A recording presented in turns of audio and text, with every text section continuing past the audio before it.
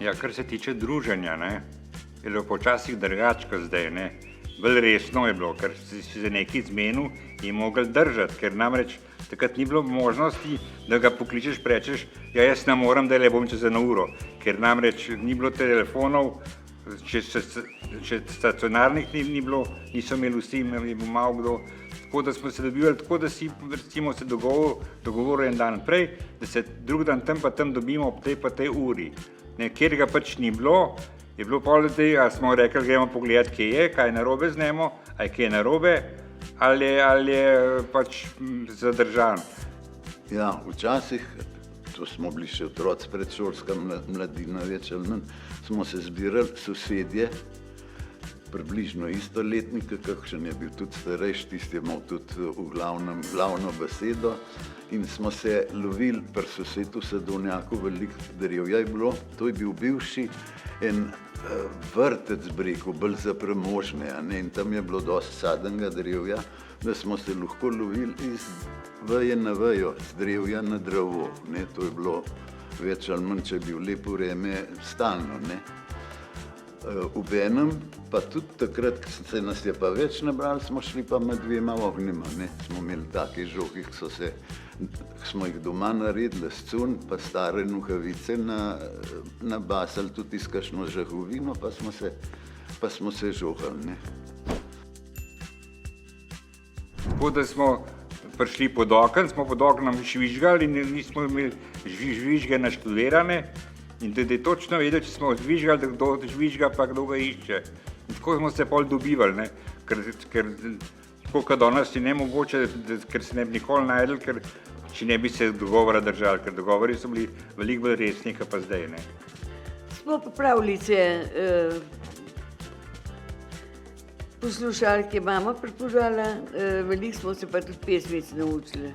Tako da smo se lepo, mi trije otroci, mladoletni, lepo imeli, res lepo. Najraje smo pa še peli, skupaj z starši smo vsak večer peli, se zabavali, ko lepo mladost smo imeli. In takrat smo samo s pismi kontaktirali, čakal si pisma in vmes sestavljal nova pisma. No, kadar je bilo pa tako malo bolj hudo, je bil pa potreben tudi telefon. In takrat je pa moja pol bodoča tašča stopila na sceno. Iz Bežigrada se je pripeljala na Brezovico po mene in me odpeljala k sebi, tako da sva lahko potem z mojim dragim poklepetala, rešila kakšen problem, ki je bil malo bolj. V moji mladosti ni bilo tehnologije, ves čas smo bili pa zunaj, razen takrat, ko je bilo mogoče dež, takrat smo se pa pri kakšnih sosedah dobili na kakšnem kozovcu ali pa na kakšen mopodu, takrat smo pa kakšno drugo stvar počeli. Življenje v Ljubljani. Mi sva se družili z eno prijateljico, ki so bile skupaj v službi. No, in sva se zelo lepo razumeli in sva se popoldne dobili in sva šli okrog. Ob sobotah sva pa hodili plesati.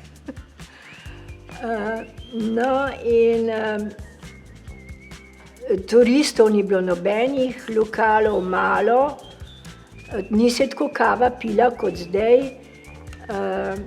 Kavo smo sicer imeli, ampak smo jo hodili v trgovino kupovati na vago. Skopuh, hitite otroci, hitite, za Miško Tatinsko tecite, ukradla sladkorček pije. Ojoj, mene čega požre, poslal bi za njo črno muso, a musa je zame predraga, od njah sem jo v želani, jer preveč pojete ne snaga. Hitite, otroci, hitite, sladkorček, moj dragi, rešite, kdor miš bo ujel in dobil, pol krhla za trud bo dobil.